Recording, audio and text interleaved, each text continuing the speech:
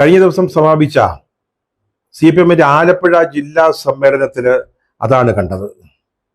ആ പാർട്ടി സമ്മേളനം, ജില്ലാ സമ്മേളനം നയിച്ചത് അല്ലെങ്കിൽ നിയന്ത്രിച്ചത് വാസ്തവത്തിൽ പാർട്ടിയുടെ PB അംഗം എന്ന നിലയിലല്ലാതെ സംസ്ഥാനത്തെ പാർട്ടിയുടെ നടത്തിപ്പുമായി യാതൊരു ബന്ധവുമില്ലാത്ത പിണറായി വിജയനായിരുന്നു. അല്ലാതെ പാർട്ടി സെക്രട്ടറി MV ഗോവിന്ദനായിരുന്നില്ല. അദ്ദേഹം അവിടെ ഉണ്ടായിരുന്നു. പക്ഷെ അദ്ദേഹം ഏതാണ്ട് പൂർണ്ണമായി നിശബ്ദനായിരുന്നു എന്നാണ് നമുക്ക് മാധ്യമ റിപ്പോർട്ടുകളിൽ നിന്ന് മനസ്സിലാകുന്നത്.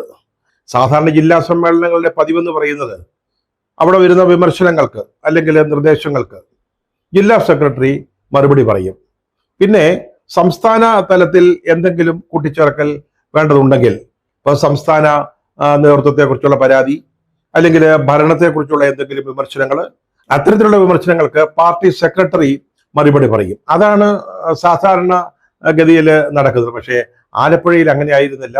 ആ സമ്മേളനത്തിന്റെ നടത്തിപ്പ് മുഴുവൻ പിണറായി വിജയൻ ഏറ്റെടുക്കുകയായിരുന്നു. ഇനി നടക്കുന്ന ജില്ലാ സമ്മേളനങ്ങളിൽ കഴിവുള്ളിടത്തോളം പിണറായി വിജയൻ നേരിട്ട് സംബന്ധിക്കണം, ആദ്യാവസാനം ഉണ്ടായിരിക്കണം എന്നൊരു തീരുമാനമാണ് പാർട്ടിയിൽ ഉണ്ടായിരിക്കുന്നത് എന്നാണ് മനസ്സിലാക്കുന്നത്. എങ്കിൽ മറ്റു സമ്മേളനങ്ങളിൽ MV ഗോവിന്ദൻ നിശബ്ദത പാലിക്കേണ്ടി വരും.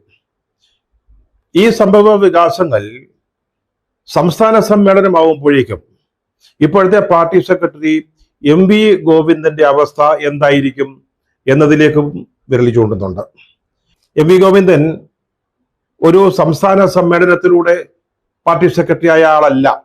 ഇടക്കാലത്ത് ശ്രീ കോടിയേരിയുടെ വിയോഗത്തെ തുടർന്ന് MV ഗോവിന്ദനെ സെക്രട്ടറി ആക്കുകയായിരുന്നു. അന്ന് പലരുടെയും പേരുകൾ ഉണ്ടായിരുന്നു, പലരും ആഗ്രഹിച്ചതാണ്.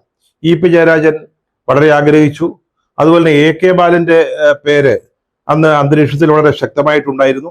പക്ഷേ പിണറായി വിജയന്റെ പിന്തുണ MV ഗോവിന്ദനാണ് ലഭിച്ചത്. അതുകൊണ്ട് അദ്ദേഹം സെക്രട്ടറി ആവുകയും ചെയ്തു.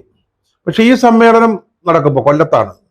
അവിടെ MV ഗോവിന്ദന്റെ അവസ്ഥ എന്തായിരിക്കും എന്നുള്ളത് ഒരു പ്രധാനപ്പെട്ട കാര്യമാണ്.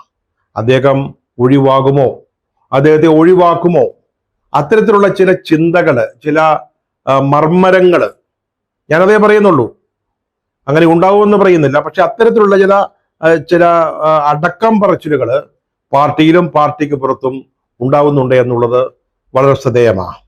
പക്ഷേ MV ഗോവിന്ദൻ പഴയ ഗോവിന്ദനല്ല. ഇപ്പൊ അദ്ദേഹം പോളിറ്റ് ബ്യൂറോ അംഗമാണ്, പാർട്ടിയുടെ ഏറ്റവും ഉന്നതാധികാര സമിതിയിൽ പെട്ട ആളാണ്.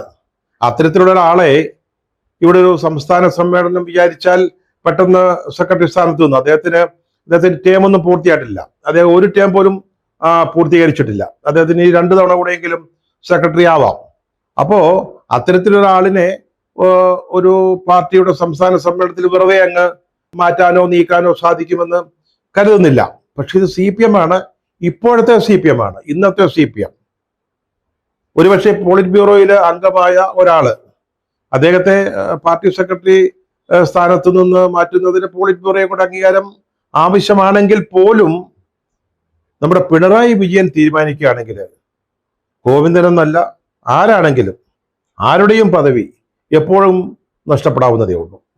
അതായത് PV-യുടെ മുകളിൽ, അതായത് പിണറായി വിജയന്റെ മുകളിൽ PB-യും പറക്കില്ല എന്നാണ് ഇപ്പോഴത്തെ അവസ്ഥ. കാരണം കേരളത്തിലെ പാർട്ടി എന്ന് പറഞ്ഞാൽ അത് പിണറായി വിജയനാണ്.